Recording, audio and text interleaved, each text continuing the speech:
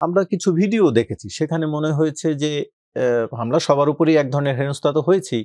মনে হয়েছে যেন এনসিপির নেতাদের উপরে একটু বেশি ক্ষুব্ধ বা যেসব অশ্রাব্য ভাষায় আসলে গালিগালাজও করা হয়েছে আমরা দেখেছি। একটু আপনার কাছ থেকে জানতে না, চাইছি যে যেটা কেন হয়েছে এটি ঘটছে? ধরেন এটা ওয়েস্টার্ন কান্ট্রি গুলাতে এই ডিম ছোড়া বা বিক্ষোভ প্রদর্শন করা যেহেতু তারা মানে তাদের প্রতিবাদ বা বিক্ষোভের জায়গাটা উন্মুক্ত সেটা তো হয়ে থাকে ওইখানে। কিন্তু সেদিন যেটা হয়েছে এটা তো আরো বড় কোনো ঘটনা ঘটে যেতে পারত। হ্যাঁ? ডিম নিক্ষেপ তো বটেই।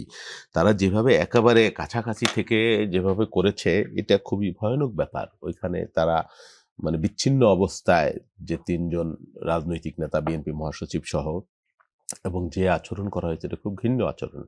বিএনপির মহাসচিব একজন প্রবীণ রাজনৈতিক নেতা, অন্য একজন নারী নেত্রী এখানে যারা বিগত আন্দোলনে নেতৃত্ব দিয়েছেন, গুরুত্বপূর্ণ জায়গায় ছিলেন, এদের নিরাপত্তা দেবার দায়িত্ব তো বাংলাদেশ রাষ্ট্রের যেমন আছে এবং যারা অতিথি হয়েছেন তাদেরও রয়েছে। এখানে উনি তো বললেন রাসেল সাহেব যে একটা মারাত্মক সমন্বয়হীনতার ব্যাপার এখানে ঘটেছে। শুধু এটা নতুন ঘটনা নয়, এর আগে মাহফুজ সাহেব, তার আগে আসিফ নজরুল সাহেব যেভাবে হেনস্থা হয়েছেন এটা তো খুবই দুর্ভাগ্যজনক ব্যাপার।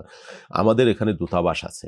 তাদের কি কাজ বা যারা আমাদেরকে আমন্ত্রণ জানালো তাদের কি কাজ? এবং উনি যে প্রশ্নটা করলেন যে উপদেষ্টা মহোদয়রা চমৎকারভাবে চলে গেলেন শান্তিপূর্ণভাবে এখানে পিছনে একজন নেতাকে রেখে বা তার ইমিগ্রেশন জটিলতা সময় নিল।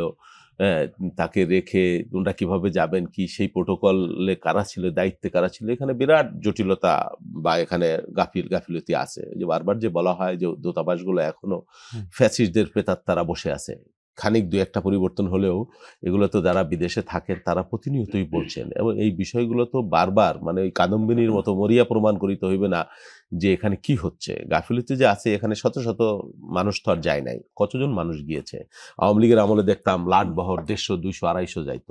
হ্যাঁ?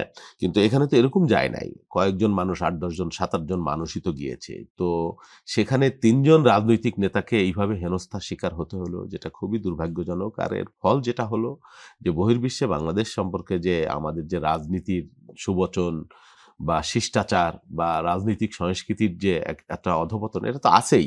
এটা আরো প্রকটভাবে এটা উপস্থাপিত হলো এবং এর মধ্য দিয়ে দেশের মধ্যে যারা আওয়ামী লীগের যারা আছেন, বিদেশে যারা তারা তো নিরাপদে হুম। থেকে ওখানে একটা ঘটনা ঘটাইতে পারেন। শুধু উনি না, আরো যারা আওয়ামী লীগের বড়, বড় নেতা যারা পালিয়ে গেলেন, এমনকি ওই শেখ মুজিবের পরিবারের যারা, একজনও কিন্তু গ্রেপ্তার হন নাই। তারা নিরাপদ আশ্রয়ে থেকে দেশের মধ্যে আওয়ামী লীগের যারা আছেন, তুলনামূলকভাবে অনেকেই কেউ হয়তো আওয়ামী লীগের যারা একটু অন্যায় অপকর্মের সাথে জড়িত না, তাদেরকেও ওনারা বিপদে ফেলছেন। এবং এই ঘটনার মধ্যে দিয়ে বাংলাদেশের রাজনৈতিক সংস্কৃতি বা প্রতিশোধ প্রণয়ের রাজনীতি এটা খুব ভালো দিকে যাবে সেটা আমরা মনে করছি না।